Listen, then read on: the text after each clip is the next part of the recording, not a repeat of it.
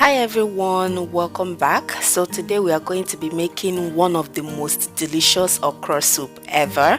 I have my okra here, or lady fingers as some people may call it. I have my frozen spinach, I have my red palm oil, I have my mackerel fish. You guys know that I hardly make soups without mackerel fish, right? So I have my mackerel, I have some blended peppers, tomatoes, I have my red onion or purple onion, I have ground crayfish and ground oziza seeds, and I have my dry fish which I already washed and deboned. I have my salt and my seasoning cube. So let's start cooking.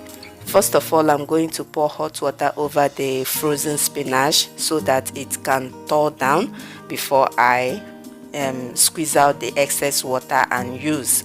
And in a big enough pot, I'm going to add my palm oil. Just add as much as you need, and then I went in with the onions. Once the oil heats up a bit, I just throw in the onions and I'm going to fry for 1 minute, and I'm adding my seasoning cube right now, just one out of the two, because inside that cube you saw earlier we have two inside, so I'm using one of it, and this is just to intensify the flavor and the aroma of the oil.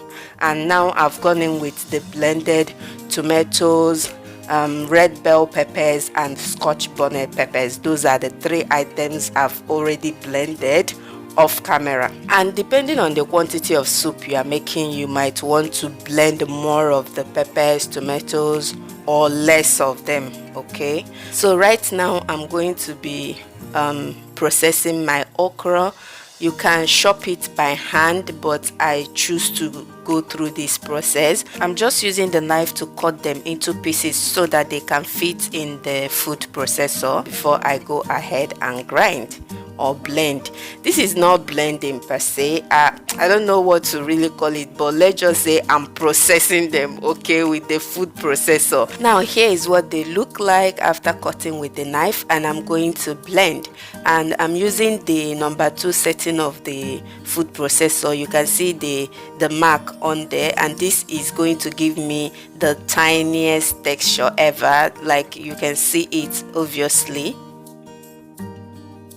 Now with this second batch, I'm going to do it with the slower part of the machine so that it doesn't get too tinier, like tinier or tiny as the previous one.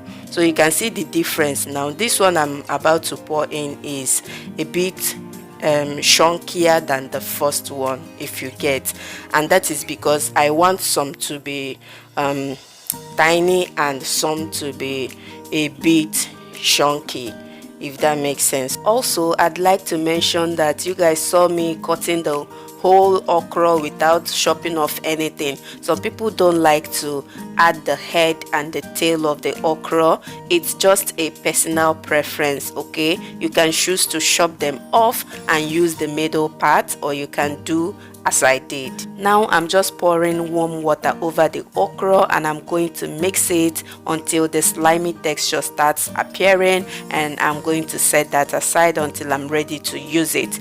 Don't add boiling water, like hot boiling water, to this, because then it's going to cook the okra and change the color by the time you are ready to add it into your pot. Now back to the pot. You can see our pepper mix is fried, and I'm going in with my protein, and in here I have cow foot, cow skin, beef, goat meat. Like, this is assorted meat, okay, but feel free to use any protein of your choice.